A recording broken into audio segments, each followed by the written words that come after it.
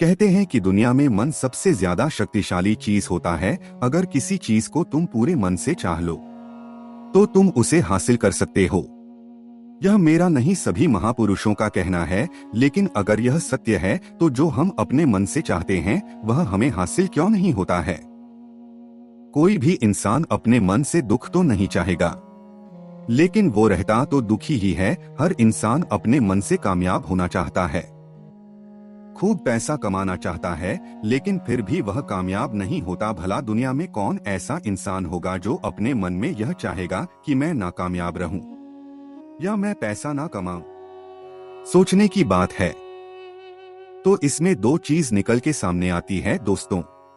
या तो वह महापुरुष गलत है जिन्होंने ये बात बोली कि मन से आई हुई चीज हासिल हो जाती है, या फिर हम गलत हैं। आज की कहानी जो मैं आपको सुनाने जा रहा हूँ उसमें आपको एक ऐसा मंत्र मिलेगा जिससे आप यह समझ पाएंगे कि अपने मन से कोई भी चीज कैसे करवाई जाती है, मन में किसी भी बात का बीज कैसे बोया जाता है। दोस्तों, इस कहानी से आपको अच्छी तरह से समझ में आएगा और इससे आप यह भी समझ पाएंगे कि आकर्षण का नियम, लॉ ऑफ अट्रैक्शन, कैसे काम करता है। यह कहानी बहुत छोटी सी है लेकिन बहुत ही गहरी है। इससे पहले कि आप इस कहानी में खो जाएं, इस चैनल को सब्सक्राइब जरूर कर ले। तो चलिए शुरू करते हैं। आज की कहानी एक बार की बात है। एक आदमी के जीवन में सिर्फ दुख ही दुख था। वह जो भी काम करता उस बेचारे का काम पूरा नहीं होता। घर में आता तो घर में क्लेश बना रहता। किसी से कोई मदद मांगता तो कोई उसकी मदद नहीं करता। ऐसा लगता था कि चारों ओर से दुख का पहाड़ उसी पर टूट पड़ा है। उसे समझ नहीं आ रहा था कि मैं दुखों से बाहर कैसे निकलूं। वह दिन रात यही सोचता रहता कि अपने दुखों से छुटकारा कैसे पाना है। इसी कारण वो रात में सो भी नहीं पाता था। उसकी आंखों के नीचे बड़े बड़े काले घेरे बन गए थे, जो इस बात का प्रतीक था कि वह आदमी कितना दुखी है और कितना चिंतित है। कभी कभी तो उसके मन में आत्महत्या करने का भी ख्याल आता था, लेकिन अपने परिवार की चिंता करके वह यह कदम नहीं उठा पाता था। वह इतना दुखी हो गया था कि उसने निर्णय किया कि वह इन दुखों छुटकारा पाकर रहेगा। इसके लिए चाहे उसे कितनी भी मेहनत करनी पड़े, कुछ भी करना पड़े, चाहे अंगारों पर चलना पड़े, लेकिन अब वो इन दुखों से छुटकारा हासिल करके ही रहेगा। ऐसे ही एक दिन उसने अपने मित्र से पूछा कि मैं अपने जीवन को कैसे सुधारूं। उसके मित्र ने उसे बताया कि तुम किसी बाबा के पास जाओ। बाबाओं के पास ऐसा मंत्र होता है जिससे सारे दुख मिट जाते हैं, जीवन खुशियों से भर जाता है और धन संपदा भी हासिल हो जाती है। तुम किसी ऐसे बाबा के पास जाओ जिससे तुम्हारा काम बन जाएगा। उस आदमी के मन में यह बात पूरी तरह से बैठ गई। उस आदमी के मन में यह बात पूरी तरह से बैठ गई कि कोई बाबा ही मेरा दुख दूर कर सकता है। अब उसे किसी भी बाबा के बारे में पता चलता तो वह उस बाबा के पास पहुंच जाता, उस बाबा को अपनी सारी समस्या बताता और उससे उसका समाधान पूछता और कहता कि बाबा, मैं कुछ भी करने के लिए तैयार हूं, लेकिन मेरी इन समस्याओं से छुटकारा दिला दीजिए। आप जो कहेंगे मैं करूंगा, लेकिन मेरे जीवन को सुधार दीजिए। बाबा उसे कुछ टोने टोटके बता देते थे और बदले में दान दक्षिणा ले लेते थे कि यह टोना टोटका करने के बाद तुम्हारे घर में सुख शांति बनी रहेगी, बस इस टोटके को पूरी विधि के साथ करना। वह आदमी घर लौटकर पूरी विधि के साथ टोने टोटके करने लगा, लेकिन बहुत टोने टोटके करने के बाद भी उसके जीवन में कुछ बदलाव नहीं आया। इसके विपरीत उसका जीवन और ज्यादा दुखी हो गया। जो भी बाबा उसे टोना टोटका देता था, बदले में उससे दान दक्षिणा लेता था, इस चीज से उसका धन भी धीरे धीरे खत्म हो रहा था। इससे उसके जीवन में दुख और ज्यादा बढ़ गए। तब उसे लगा कि बाबाओं के पास जाने से तो मेरे जीवन में दुख कम होने की बजाय बढ़ते ही जा रहे हैं। तो मुझे क्या करना चाहिए? बाबाओं के पास जाऊं या ना जाऊं? एक आदमी ने उसको बताया कि तुम अपने घर में किसी पंडित को बुलाकर हवन करवा लो। हवन होगा तो घर शुद्ध हो जाएगा। कोई भी बुरी ऊर्जा होगी घर में तो वह बाहर निकल जाएगी। किसी पंडित को बुलाकर पूरे विधि विधान से मंत्र उच्चारण कराओ और हवन कराओ, जिससे घर में सुख शांति आए। उस आदमी के मन में यह बात बैठ गई और उसने एक पंडित को अपने घर पर बुलाकर हवन करवा दिया। हवन अच्छी तरह से संपन्न हुआ और बदले में पंडित ने भी अच्छी दान दक्षिणा ली और उसके बाद वहां से विदा हो गया। लेकिन कुछ दिनों के बाद उस आदमी को महसूस हुआ कि उसके जीवन में अब भी कोई बदलाव नहीं आया है। अब आदमी पूरी तरह से दुखी हो गया और ज्यादा परेशान हो गया। अब तो उसे लगने लगा था कि मेरे जीवन में दुख कभी खत्म ही नहीं होंगे, और यही सोच सोच कर उस आदमी का बुरा हाल हो गया था। फिर एक दिन उसे अपने मित्र से एक ऐसे बाबा के बारे में पता चला जो समाधान बताने के लिए कोई दान दक्षिणा नहीं लेते थे। उस आदमी को लगा कि यह बाबा दूसरे बाबाओं की तरह नहीं हो सकता, क्योंकि यह दान दक्षिणा तो लेता ही नहीं, और अगर दान दक्षिणा नहीं लेता तो यह सच में कोई सिद्ध बाबा होगा। और यही सोचकर उस बाबा के पास पहुंच जाता है। जब वो आदमी वहां पर पहुंचता है तो वह बाबा ध्यान में बैठे थे। यह देखकर वो आदमी वहीं पर चुपचाप होकर बैठ जाता है और बाबा के ध्यान से बाहर आने का इंतजार करने लगता है। थोड़ी देर बाद बाबा ने आंखें खोली तो सामने एक दुखी और परेशान युवक को देखा। उसकी आंखों के नीचे काले घेरे देखते ही समझ गया कि ये आदमी अपने जीवन से कितना परेशान है। उसे संबोधित करते हुए बाबा ने पूछा कि बच्चा, क्या चाहते हो? बाबा के पास क्या लेने आए हो? उस आदमी ने कहा कि बाबा, मैं जीवन में बहुत परेशान हूँ। मैंने इन दुखों को दूर करने के लिए बहुत सारे रास्ते अपनाए और वह तरकीब करके देखे जो किसी बाबा ने मुझे बताए, और वह काम किसी भी इंसान ने मुझसे करने को कहा, लेकिन मेरे जीवन में दुखों में कोई कमी नहीं आई। बाबा, इसके विपरीत मेरे जीवन में दुख में बढ़ोतरी होती गई। मुझे समझ नहीं आ रहा है कि मैं क्या करूं। कभी कभी तो मैं आत्महत्या करने की सोचता हूं, लेकिन अपने परिवार की सोचकर मैं यह कदम नहीं उठा पाता। मैंने आपके बारे में बहुत सुना है बाबा, और मैं बहुत उम्मीद के साथ आपके पास आया हूं। कृपा करके मुझे कोई ऐसा मार्ग बताएं जिससे मुझे अपने दुखों से छुटकारा मिल जाए। मैं अपने दुखों से छुटकारा पाने के लिए कुछ भी करने को तैयार हूँ। आप मुझे कोई भी रास्ता बताएं, चाहे वो रास्ता कितना भी कठिन क्यों ना हो, मैं उसको पार करके रहूंगा। बाबा ने महसूस किया कि आदमी तो सच में बहुत परेशान है। बाबा ने उसकी बात सुनकर कहा कि बच्चा, दुखों को दूर करने के लिए मंत्र ऐसे ही नहीं मिलते। मंत्र पाने के लिए कुछ करना पड़ता है। तुम कुछ कर सकते हो।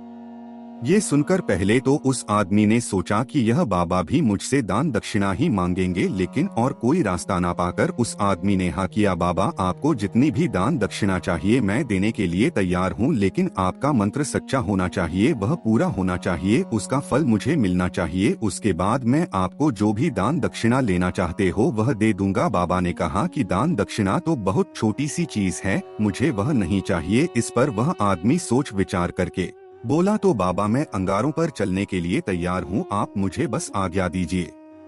बाबा ने कहा कि अंगारों पर चलने वाली छोटी चीज मैं तुमसे नहीं कराने वाला हूँ। मैं जो तुमसे कराने वाला हूँ वो बहुत कठिन मंत्र है, उसे पूरा कर पाओगे?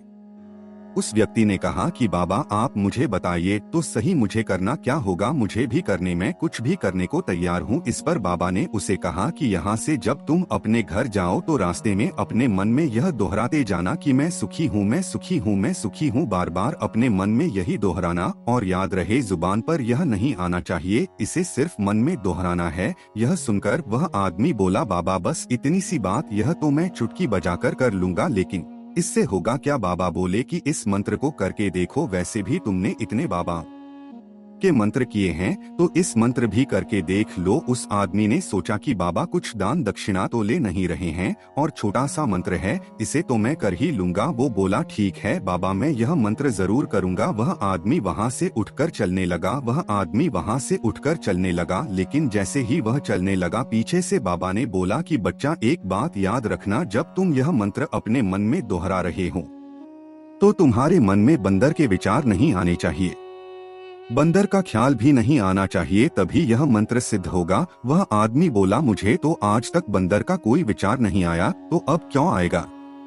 आप चिंता मत करिए बाबा, मैं बस मन में यही दोहराऊंगा कि मैं सुखी हूँ, मैं सुखी हूँ। इसके अलावा बंदर का कोई विचार मेरे मन में नहीं आएगा। और आदमी वहाँ से चल दिया। वो अपने मन में मैं सुखी हूँ, मैं सुखी हूँ यह दोहराता हुआ थोड़ी ही दूर चला था कि उसके मन में अचानक बंदर का ख्याल आ गया। बंदर का ख्याल एक बार आया और चला भी गया, लेकिन उस आदमी ने सोचा कि आज तक तो मुझे बंदर का कोई विचार नहीं आया, यह आज बंदर का विचार क्यों आ गया? और ऐसे ही करके उसने उस बंदर के विचार को पकड़ लिया। वह यह भूल गया कि मुझे क्या मंत्र दोहराना है वह बंदर के बारे में सोचने लगा। जब थोड़ी देर बाद उसे फिर से होश आया तो वह फिर से अपना वही मंत्र दोहराने लगा जो बाबा ने उसे बताया था, मैं सुखी हूँ, मैं सुखी हूँ। लेकिन अचानक सामने एक बंदर दिखाई दिया और यह देखकर उसके मन में फिर से बंदर का विचार उठ गया और वह अपने अंदर से इस विचार को बाहर फेंकना चाहता था। वह चाहता था कि मेरे अंदर किसी भी तरह बंदर का विचार न आए, लेकिन उसे तो सामने बंदर ही दिखाई दे गया। ऐसे ही जद्दोजहद करते करते वह घर पर पहुंचा और घर पर पहुंचने के बाद अपनी पत्नी को कहा कि हे बंदरिया, मुझे खाने में बंदर परोस दो। और जब उसको यह हुआ कि उसने क्या बोल दिया तो वह अपने बाल नोचने लगा। वह दीवारों पर सर मारने लगा कि आज तक मुझे बंदर का कोई विचार नहीं आया और आज मुझे यह क्या हो गया है कि मुझे हर जगह बंदर ही बंदर नजर आ रहा है। यह कैसी माया है। यही सोच सोच कर बाद में रात भर वो सो नहीं पाया। रात भर करवटें बदलता रहा और सुबह उठकर सीधे उसी बाबा के पास पहुंच गया और उसके चरणों में गिरकर कहा कि बाबा, पता नहीं क्या चमत्कार हो रहा है। आज तक मुझे बंदर का कोई विचार नहीं आया, लेकिन कल आपने मुझसे कहा कि बंदर का विचार नहीं आना चाहिए, तब मुझे हर जगह बंदर ही बंदर नजर आ रहे हैं। उस आदमी ने कहा कि बाबा, मुझे तो आपके पीछे पेड़ पर बैठा हुआ बंदर भी केला खाता हुआ दिखाई दे रहा है। क्या हो रहा है बाबा? ये सुनकर बाबा हंसने लगे और बोले, बच्चा, मन का जाल एक ऐसा जाल है जिसे समझ पाना इतना आसान नहीं है। बंदर तो तुम्हारे रास्ते में पहले भी आते थे। जब तुम मेरे पास आए थे तो इन्हीं पेड़ों पर बंदर घूम रहे थे, लेकिन तब तुम्हारे ध्यान में यह बंदर नहीं था, तब तुम्हारे ध्यान में सिर्फ अपना दुख था। इसके बाद बाबा ने उसे बताया कि बच्चा, हम जिस चीज से दूर भागना चाहते हैं वही चीज हमारे मन में बहुत गहरे में प्रवेश हो जाती है, वह हमारे अंतर्मन में समा जाती है। असल में हम जिस चीज से छुटकारा पाना चाहते हैं उससे छुटकारा इसलिए पाना चाहते हैं कि वह हमारे साथ बहुत गहरे से जुड़ी हुई, और हम जितना भी उससे छुटकारा पाना चाहते हैं वो उतनी ही गहरी हमारे मन में बैठती चली जाती है और आखिरकार वह हमारे अंतर्मन में छा जाती है। ऊपर से तो हम चाहते हैं सुखी होना कि मैं सुखी हूँ, मैं सुखी हूँ, हमारे होंठ बोलते रहते हैं, लेकिन हमारे मन में दुख हर समय होते हैं। हमारे विचारों में, हमारे मन में हमें दुख ही दुख दिखाई देते हैं। इसलिए अपनी जुबान से बार बार यह बोलने से कि मैं सुखी हूँ, मैं सुखी हूँ, हम सुखी नहीं होंगे जब तक यह मंत्र हमारे अंतर्मन में प्रविष्ट नहीं होगा। इस पर उस आदमी ने पूछा कि बाबा, लेकिन यह मंत्र हमारे अंतर्मन में प्रविष्ट कैसे होगा?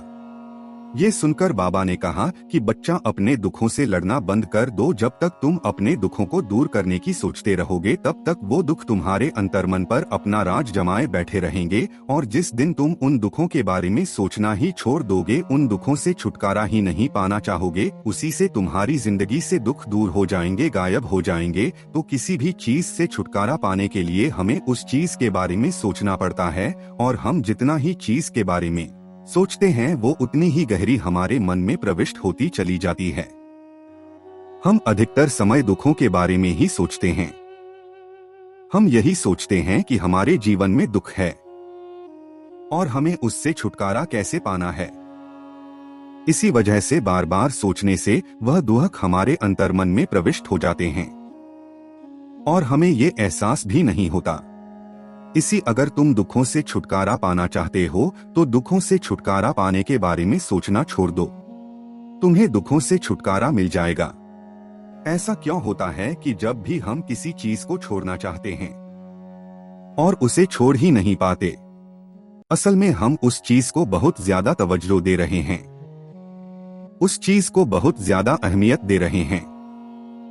जब भी हम उस चीज को छोड़ने के बारे में सोचते हैं तो हम उसकी विशेष और ज्यादा बढ़ा देते हैं। हमारा मन उस चीज के बारे में जितना ज्यादा सोचेगा, हमारा मन उतना ही उस चीज के पीछे ज्यादा भागेगा। हमें उस चीज से लड़ना नहीं है, बल्कि बिना सोचे गुजर जाना है। और अगर इस मंत्र को हम समझ लेते हैं तो हम अपने जीवन में जो भी पाना चाहते हैं उसे अपने अंतर्मन में डाल सकते हैं, और एक बार वह लक्ष्य हमारे अंतर्मन में बैठ जाता है तो फिर सफलता पाने में कोई समस्या नहीं आती, कोई दिक्कत नहीं आती। तो दोस्तों, आज की कहानी कैसी लगी हमें कमेंट करके जरूर बताएं, और अच्छी लगी हो तो वीडियो को लाइक करें, शेयर करें, कमेंट करें, और चैनल पर अभी तक नए हैं तो चैनल को सब्सक्राइब करें, बेल आइकन करें ताकि आने वाली सभी वीडियो का नोटिफिकेशन सबसे पहले आपको मिले।